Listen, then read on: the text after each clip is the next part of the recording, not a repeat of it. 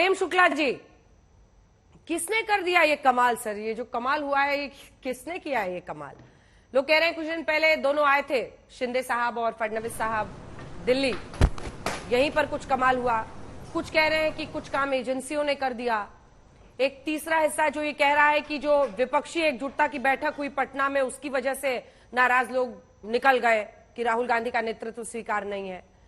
कहां से कमाल हुआ ये कि आप लोगों को एक और उप मुख्यमंत्री मिल गए?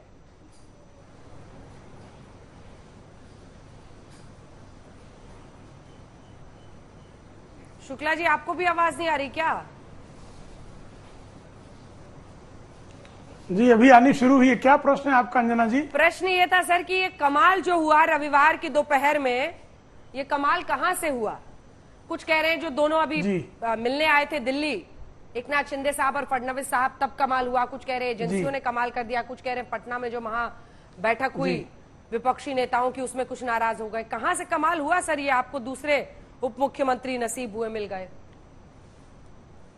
जी देखिए, आदरणीय नरेंद्र मोदी जी के नेतृत्व में जिस तरह से जनता का विश्वास है और मोदी जी के नेतृत्व में जिस तरह से आदरणीय एकनाथ शिंदे और आदरणीय देवेंद्र फडणवीस जी महाराष्ट्र के लिए कल्याणकारी योजनाओं पर काम कर रहे हैं, ऐसे में स्वाभाविक तौर पर अजीत पवार के नेतृत्व में राष्ट्रवादी कांग्रेस पार्टी के कार्यकर्ताओं को, विधायकों को, सांसदों को ये लग रहा था कि महाराष्ट्र के हित में यही है कि राहुल गांधी के नेतृत्व में जाने की बजाय उनको जो है आदरणीय नरेंद्र मोदी जी के नेतृत्व को स्वीकार करके महाराष्ट्र के विकास कार्यों में जुटना चाहिए।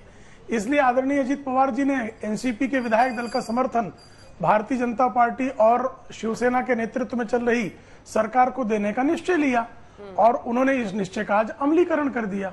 लेकिन अब ये पूछा जा रहा है ना कि आपके जो मुंबई और महाराष्ट्र वाले नेता थे वो लोग करेंगे क्या? क्योंकि सुबह से उठकर इन्हीं अजीत पवार के खिलाफ, इन्हीं छगन भुजबल के खिलाफ, इन्हीं नेताओं के खिलाफ वो लोग वीडियो बनाते थे कि भ्रष्टाचारी हैं। अब तो सब आपके साथ हो गए, तो आपने तो उनका रोजगार ही छीन लिया है। सोशल मीडिया पर किसके खिलाफ वीडियो बनाकर डालेंगे? मैं लौट रही हूँ आपके पास प्रेम शुक्ला जी, आपके लिए भी मुश्किल है इस सवाल का जवाब देना। हमारे साथ प्रियंका चतुर्वेदी जुड़ गई हैं। प्रियंका जी, मेरा पहला प्रश्न आपसे यही है कि क्या ये महाराष्ट्र विकास अघाड़ी के लिए, विपक्षी एकजुटता के लिए सबसे बड़ा झटका नहीं है?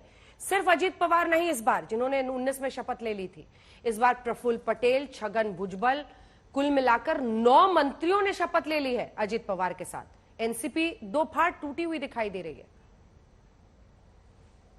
मैं इसको सेटबैक नहीं मानती हूँ, ये बौखलाहट है भारतीय जनता पार्टी की, जहां देख रही है कि 2024 में इनकी हार होने वाली है, तो वो हर साम दाम दंड भेद कर कर इस तरीके की यूनिटी लाने की कोशिश कर रही है। अब आप ये सोचिए, ये जो शिवसेना से जो 40-50 गद्दार गए थे, उन्होंने क्या कारण दिया था? उन्होंने ये कहा था एनसीपी हमें काम नहीं करने दे रही है, अजीत पवार हमें काम नहीं करने देते हैं। आज उसी अजीत पवार के साथ ये लोग बैठेंगे। अजीत पवार जी के ऊपर इतने 70,000 करोड़ के गफले थे, किरीट सोमाया रोज आकर प्रेस कॉन्फ्रेंस करते थे, हसन मुश्रीफ जिसने स्वेरिंग इन हुई है जिनकी, वो बाकायदा ईडी के घेरे में थे। तो ये इस तरीके से तोड़फाड़ करना और ये सोचना जनता नहीं देख रही है। 2024 में जनता इसका निर्णय नहीं लेगी, जनता इन लोगों को वोट देगी जिनके खिलाफ ये लोग लड़ते थे और अब आपसी तालमेल कर बैठे हैं। हमसे बार बार ये पूछा जाता था 3 पहिए की सरकार है, अभी ये कौन सी सरकार है? हमसे कहा जाता था आइडियोलॉजिकल डिफरेंसेस है, इधर आइडियोलॉजिकल डिफरेंसेस नहीं है। वो कह रहे हैं कि अब ये ट्रिपल इंजन की सरकार, ये एकनाथ शिंदे ने कहा है।